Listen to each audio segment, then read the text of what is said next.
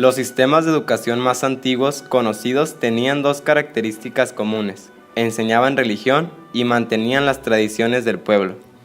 En el antiguo Egipto, las escuelas de los templos enseñaban religión, pero también los principios de la escritura, ciencias, matemáticas y arquitectura.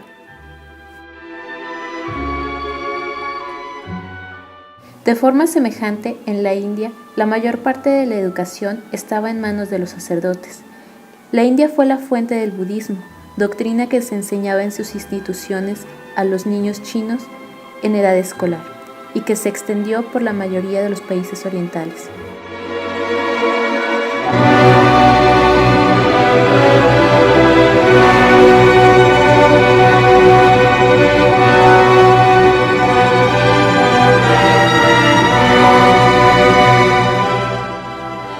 La educación en la antigua China se centralizaba en la filosofía, la poesía y la religión, de acuerdo con las enseñanzas de Confucio, Lao Tse y otros filósofos. El sistema chino de una prueba civil, iniciado en ese país ya hace más de 2000 años, se ha mantenido hasta hoy, pues en teoría permite la selección de los mejores estudiantes para cargos importantes en el gobierno.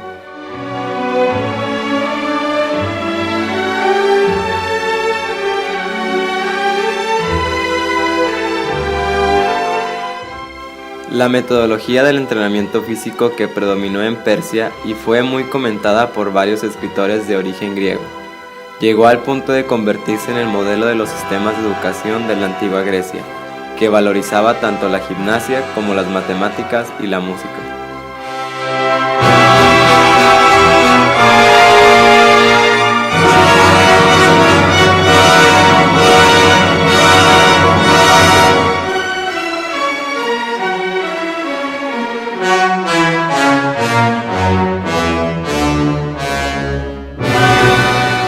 La Biblia y el Talmud son las fuentes básicas de la educación entre los judíos antiguos. Así, el Talmud animaba a los padres judíos a enseñar a sus hijos conocimientos profesionales específicos, natación y una lengua extranjera.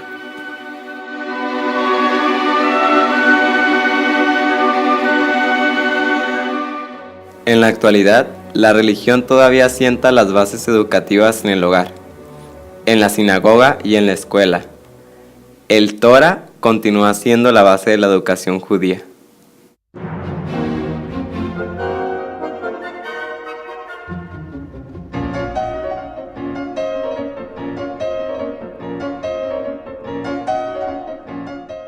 Los sistemas de educación en los países occidentales se basaban en la tradición religiosa de los judíos y del cristianismo.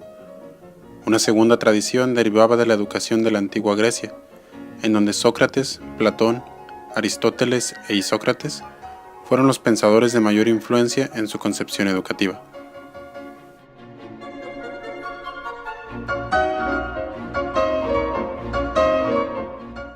El objetivo griego era preparar intelectualmente a los jóvenes para asumir posiciones de liderazgo en las tareas del Estado y en la sociedad.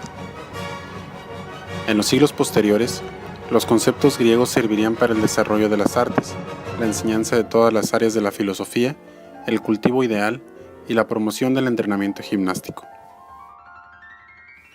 En el periodo helenístico, las influencias griegas en la educación se transmitieron en primer lugar por medio de escritos de pensadores como Plutarco, para quien el protagonismo de los padres en la educación de sus hijos era el punto de referencia más esencial.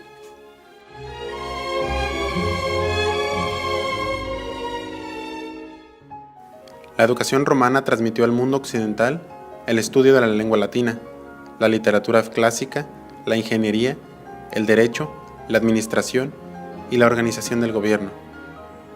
Muchas escuelas monásticas, así como municipales, fueron fundadas durante los primeros siglos de influencia cristiana.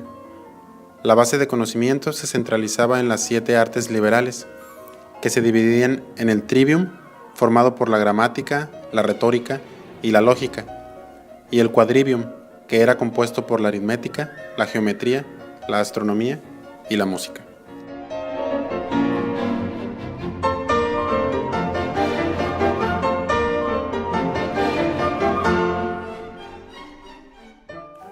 Desde el siglo V al VII, Estos compendios fueron preparados en forma de libros de texto para los niños, por autores como el escritor latino del norte de África, Martiniano Capella, el historiador romano Casiodoro y el eclesiástico español San Isidoro de Sevilla. Generalmente, tales trabajos expandían el conocimiento existente más que introducir nuevos conocimientos.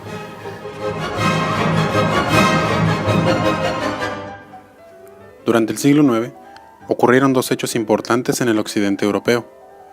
Uno de ellos en el continente, en la época de Carlomagno, y el otro en Inglaterra, bajo el reinado del rey Alfredo.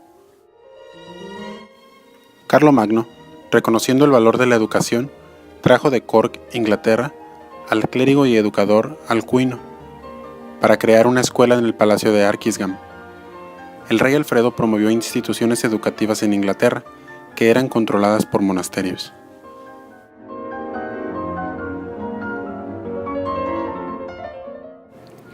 Durante toda la Edad Media, las ideas del escolasticismo se impusieron en el ambiente educativo de la Europa occidental. El escolasticismo usaba la lógica para reconciliar la teología cristiana con los conceptos filosóficos de Aristóteles. Un profesor relevante del escolasticismo fue el escolástico Anselmo de Canterbury, quien como Platón definía que solamente las ideas eran reales.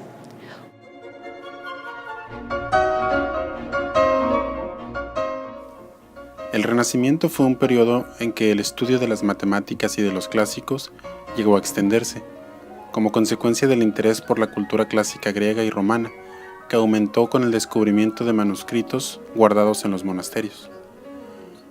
Muchos profesores de la lengua y literatura griegas emigraron desde Constantinopla a Italia, como es el caso del erudito de la cultura griega Manuel Crisóloras en 1397.